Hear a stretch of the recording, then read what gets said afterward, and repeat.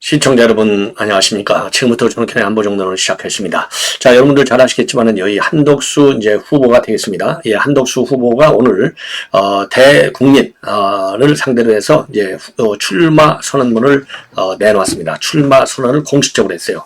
그래서 출마 입장문이 되겠는데요. 요 내용을 여러분께 자세하게 분석을 해드리도록 하겠고요. 제1보, 항상 제1보가 갖는 의미가 굉장한데, 약자와의 동행, 이 약자와의 동행은 이제 오세훈 서울시장이 내세운 정책 중에 하나입니다.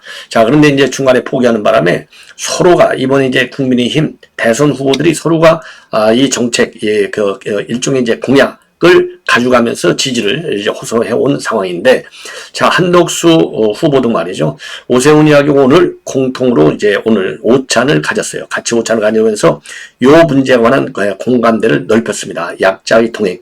자, 약자와의 동행을 내가 말하자면 공약으로 제시해도 좋겠느냐. 굉장히 본래 한덕수 후보님 얼굴을 보면은 굉장히 뭐라 그럴까요?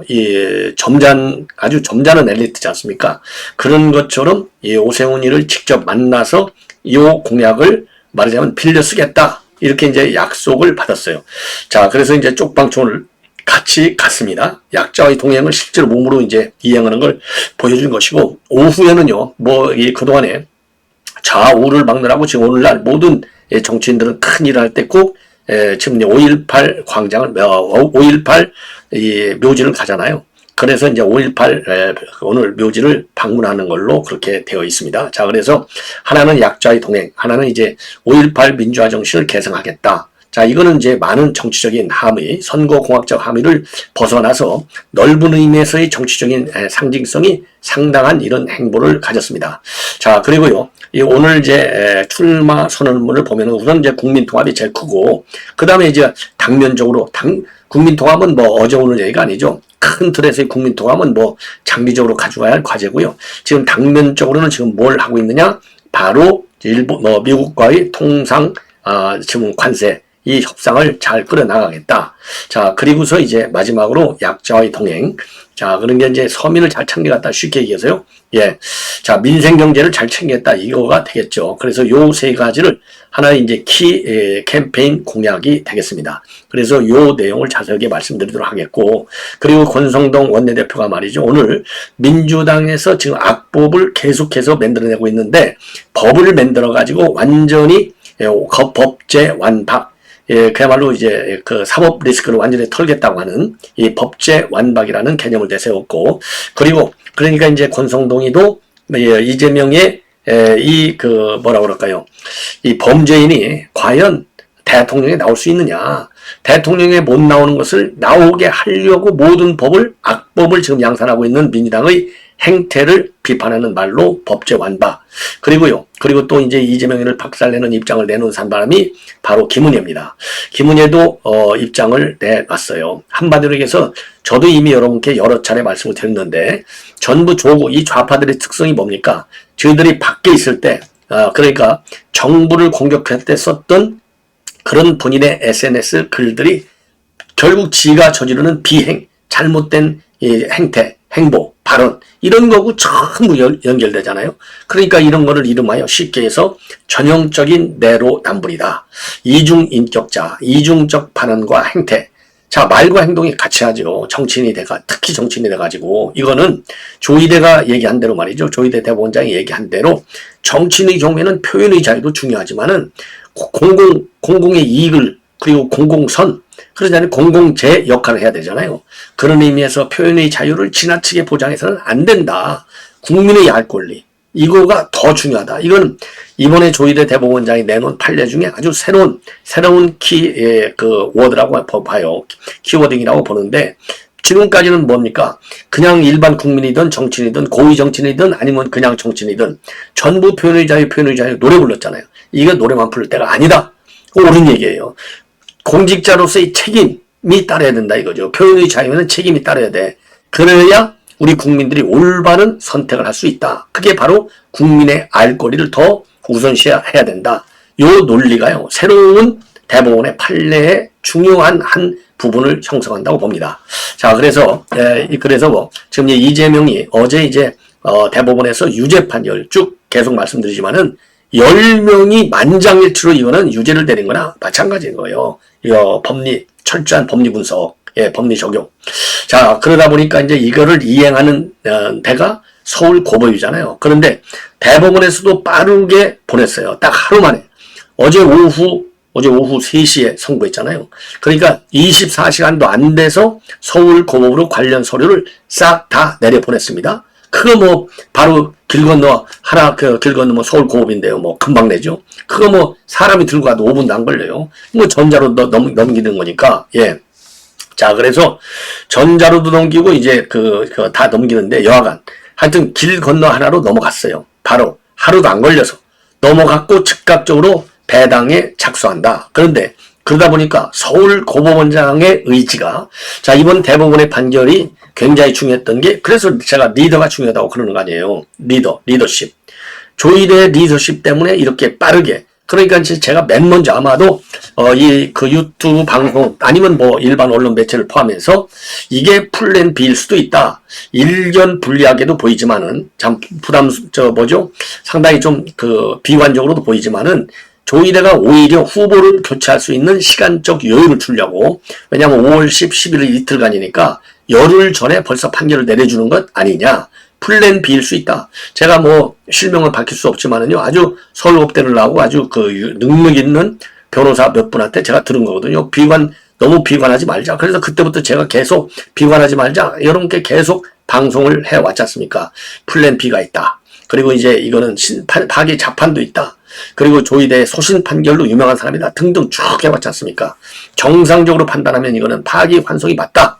예, 파기 자판은 잘 안 하니까, 예, 이렇게 됐는데, 그러다 보니까 파기 환송을 받은 법원장이 제일 어떤 사람이냐? 중요한 사람이잖아요. 그래서 서울 고법원장은 지금 누구냐? 김대웅 판사입니다. 김대웅 법원장이 김대웅 판사예요. 근데 이 사람은 누구냐?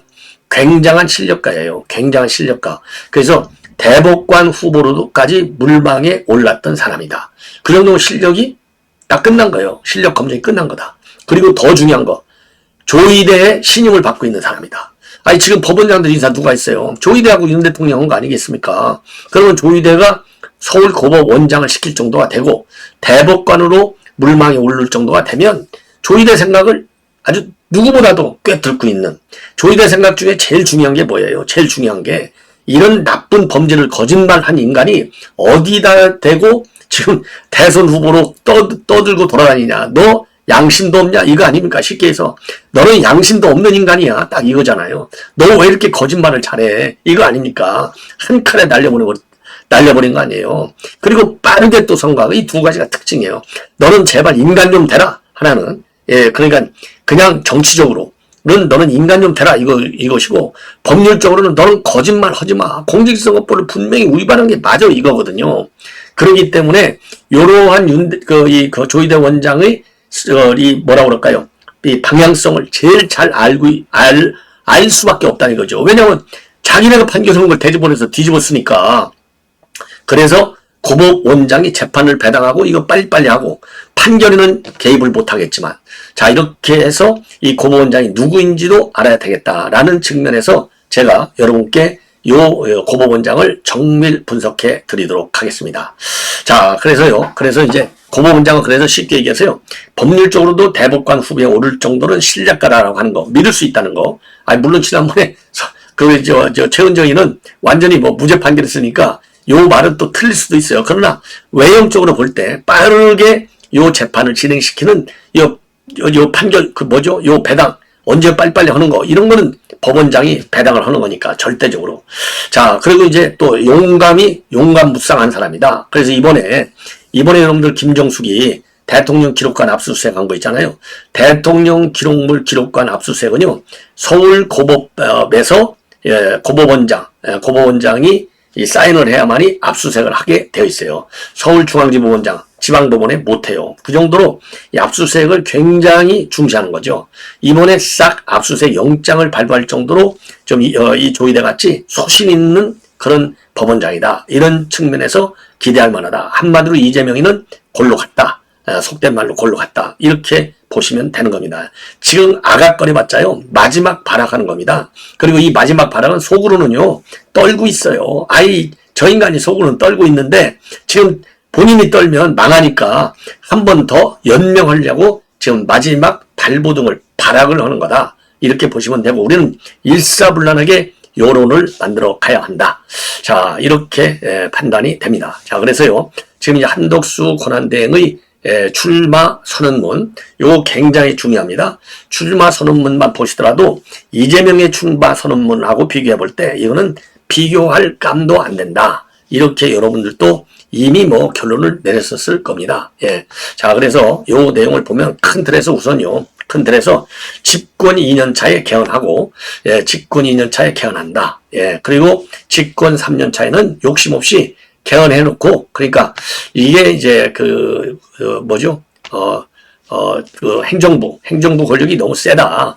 대통령, 그러니까 이제 이 제왕적 대통령제의 문제점을 누구보다 잘하는 거죠. 그래서 제왕적 대통령제를 좀 뜯어 고친다. 요게 이제 제일 큰 거가 하나 되고, 그러면 제왕적 대통령제만 문제냐? 아니올시다입니다. 뭐가 문제냐? 예, 뭐가 문제냐? 바로 지금 이제 제왕적 국회도 문제인 거예요. 제왕적 국회. 자, 그래서 내용을 말씀을 드리겠습니다. 지금 제가 앞방송에서도 말씀드렸는데, 형사 7부로 넘어갈 것 같다 그랬는데 지금 속보가 떴는데요. 형사 7부로 넘어갔습니다. 형사 7부에 즉각 배당이 됐어요. 아주 그게 하루 사이에 배당까지 다 끝나는 겁니다. 자, 그래서 지금 이제 말씀드린 대로 우선요, 그거는 바로 이 한덕수 권한대행 얘기를 끝내고 여러분께 말씀을 드리겠습니다. 그래서 국민께 드리는 약속이라는 제목으로 기자회견을 열고 입장을 발표를 했습니다. 그래서 출마의 변 중에 이제 핵심적인 게 통상 문제고 국민통합, 약자 동행, 그리고 개헌입니다. 개헌. 자, 그러니까 개헌이 맨 1번, 2번이 통상, 3번이 국민통합과 약자 동행. 요 세 가지를 약속을 했습니다. 자, 그래서 요 내용을 여러분께 말씀을 드리면요, 국민께 드리는 약속이라는 제목으로 되어 있는데, 제가 사랑하는 대한민국의 미래를 위해, 우리 모두를 위해 제가 할 수 있는 일을 찾기로 마음먹었다. 저는 자랑스러운 대한민국 국민의 공복으로 경제발전의 최일선에서 일생을 살았다. 국익의 최전선인 통상 외교까지 정쟁의 소재로 삼는 현실을 저의 양심과 상식으로는 도저히 달성할 수 없었다.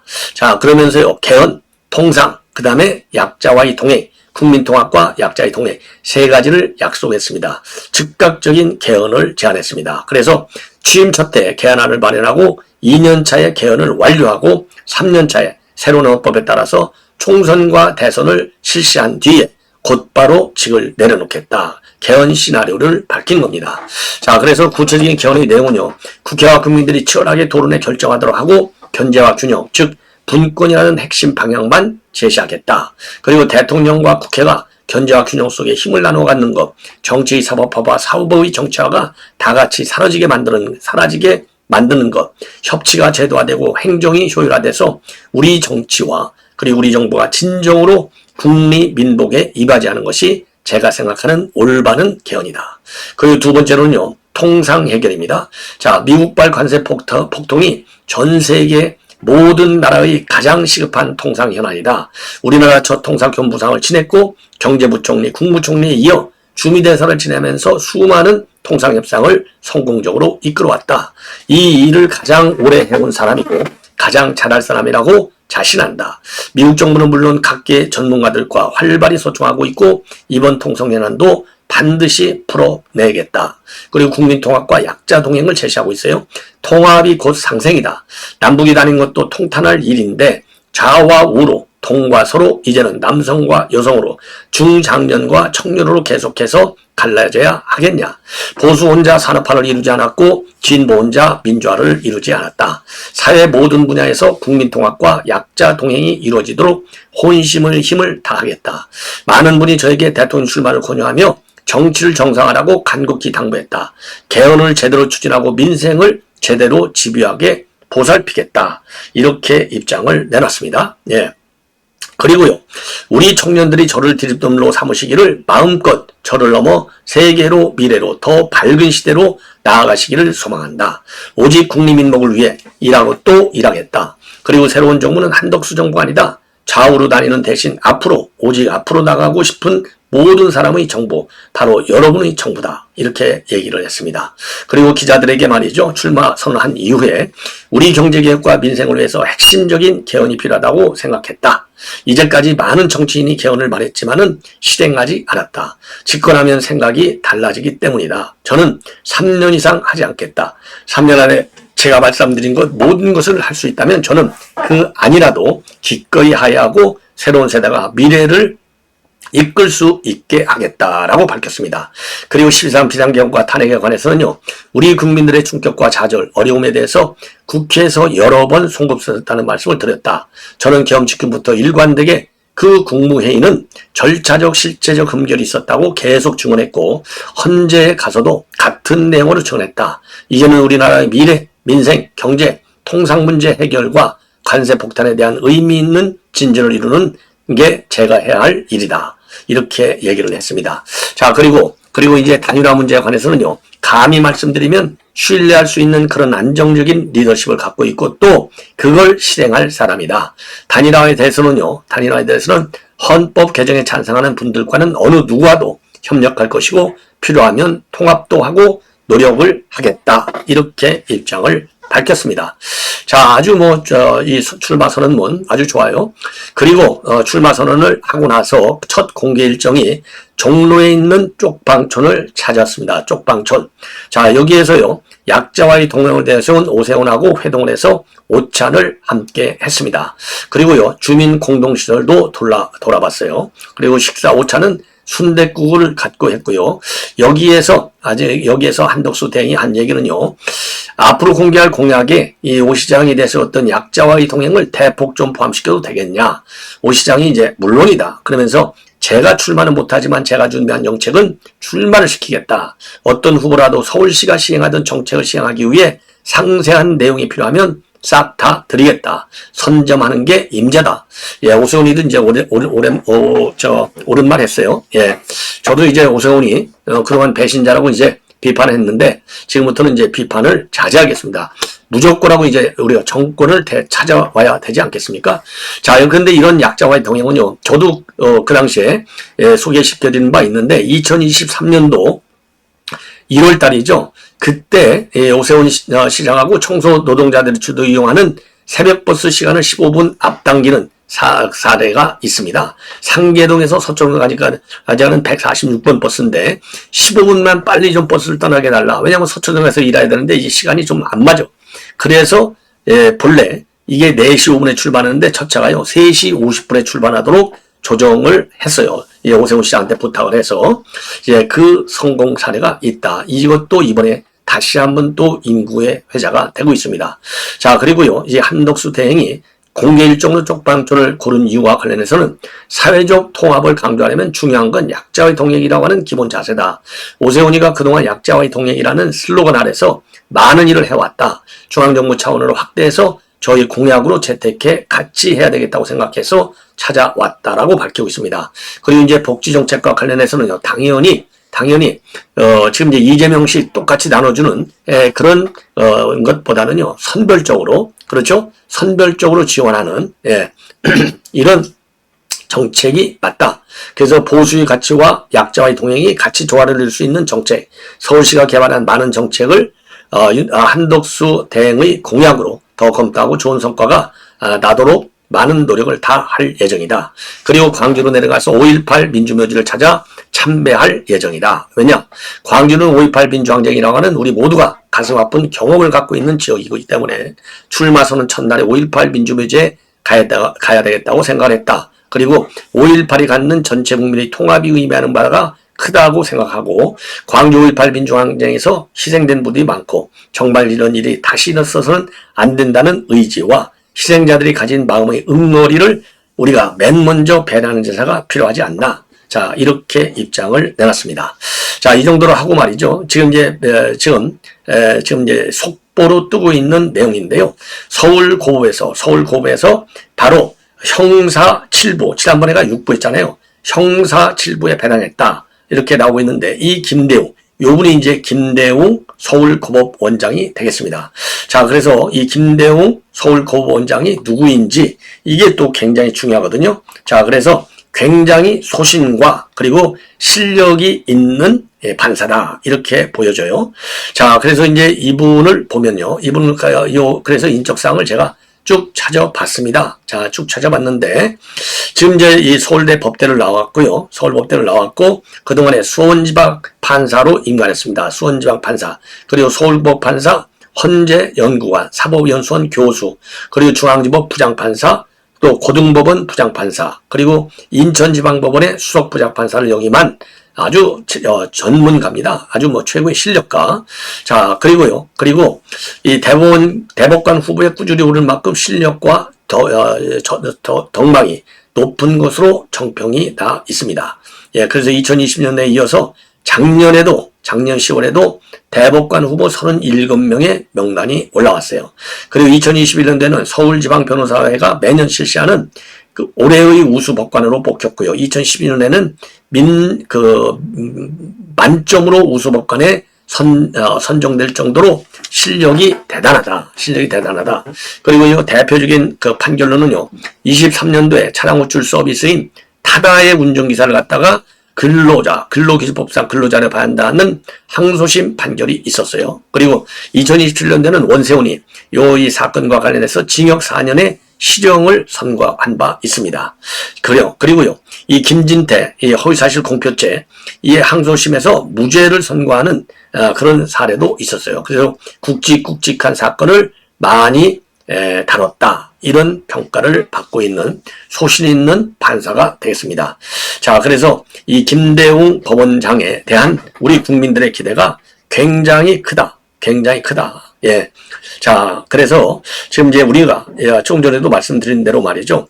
요 김대웅 신임이 아니죠. 이제 고법원장 금년 1월 달에 이 고등법원장으로 이제 발령이 됐습니다. 자, 이 정도가 되면 그야말로 이제 김대웅 서울고법원장이 우리 조희대 대법원장의 뜻을 누구보다도 잘 아는 사람이라고 우리가 좀 신뢰할 수 있지 않을까. 이렇게 생각이 드네요. 자, 이렇게 생각이 들어요. 자, 그래서 말이죠. 지금 이제 그러면 서울고법. 그러니까 오늘 접수를 하고 접수 당일날 배당을 했습니다. 이거는요, 지금 판사들이 열받아 있다는 거 아니겠습니까? 판사들이 어마어마하게 열이 받아 있다는 겁니다.